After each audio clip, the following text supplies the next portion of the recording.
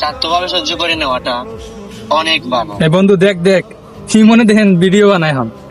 আরে বেটা এটা মানে পুরো একটা চাপড়ি, যেখানে যায় সেখানে ভিডিও করা শুরু করে। ক্যামেরাও ভালো না, বইয়ের সাথে ডেলিভারি করতে পারে না, লাইন গার্ড কিছু ঠিক নাই বন্ধু। এ কি মার ভাই, এর তো চাপড়ি ভাই, কি একদম একটা চাপড়ি। অবস্থা, এটা কোনো কি হইলো?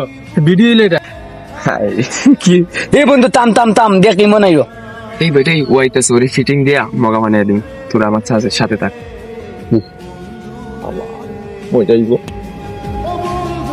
বন্ধু কি অবস্থা?